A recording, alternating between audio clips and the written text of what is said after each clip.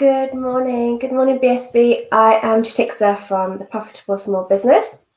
So today is also another foundational show, I guess. So the importance of creating a business budget. So we know, most people will know that creating a budget is important, but it's not just about writing down your income and expenses and then doing a comparison. It's obviously that's like the main part of it because you've got something to compare against, but there's so much importance behind creating a budget. I'm just going to go through a couple of my top reasons why every business, whether you're big or small, should have some sort of budget. So I've worked in corporate for many years, and the budget has been quite a foundational step.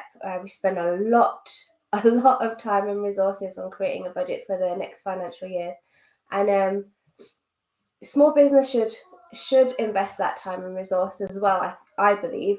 So obviously it's going to have your income and your expenses, and that's probably like the basics. So have an estimate of what your core expenses are. You're going to have a lot of fixed costs in there, whether you've got rent or whatever, things that you have to pay for regardless of what happens in your business.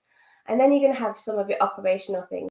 Your operational expenses are going to be tied in with, like, the variable ones are going to be tied in with the business that you're doing, so the income that you expect to receive. So just map that out. That's like the basics. Have a look at what's happened in the last 12 months or so and use that information to project forward. And sometimes people just say, well, how can I put a budget together? I don't really know what the numbers are. You've got data, you've got information in your accounts. You can use that. But at the end of the day, it is, to be honest, a little bit of estimation. You have to have a go. But there's a lot of importance behind it. So it's not just about, okay, so I'm going to do a budget, and I'm going to, at the end of the month, I'm going to sit down and say, yeah, that was okay, that wasn't okay, and that's it. It's not as basic as that. That's a really good start, but creating a budget gives you a lot of power. So you can actually map out the next 12 months. You can go longer than that if you wish, but map out the next 12 months. But have a look, is that what you're expecting? Is that profit level what you're expecting? Is the cash that you'll have at the end of the day good enough? The income that you generate, is that going to cover all of your expenses? Is the profit margin that you create a substantial amount or a piddly amount? There's little hints and tips in the numbers that then you can decide. Gives you a lot of power to make decisions. You can then decide on whether you're going to continue at that level or if you're going to make changes. It gives you that power rather than just running your business, like just winging it a little bit. You can kind of map it out and say, okay, so if I continue at this level, this is the result I'm going to get, and then decide whether that's good enough or not. If you then need to make some changes, like whether you need to put some other strategies in place to increase your revenue, then you can start then planning that. If you think, actually, if I need to do this new project or this new service or this go down a different maybe a different venue, different location, I'm going to have to put some staff on. So then you can then plan for more staff, and you can figure out how much money you're going to need to be able to cover all of that. So there's a lot of you can do a basic one, like your core expenses, but then build on that, like build on the different scenarios. Like, if I go down this path, I'm going to need X, Y, Z.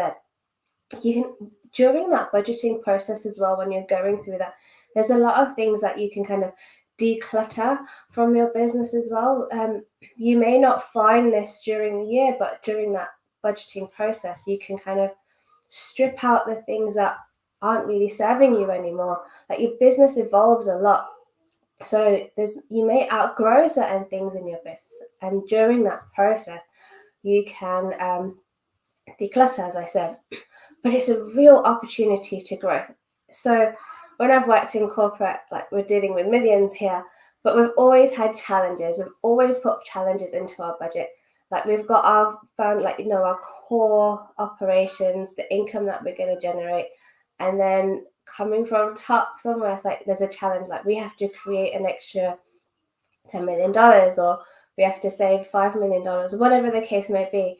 Like it's a real big opportunity for you to then challenge yourself to the next stage of your business. Like, this is where I want to be in 12 months time. I'm going to be here, and in order to be here, I'm going to have to do XYZ.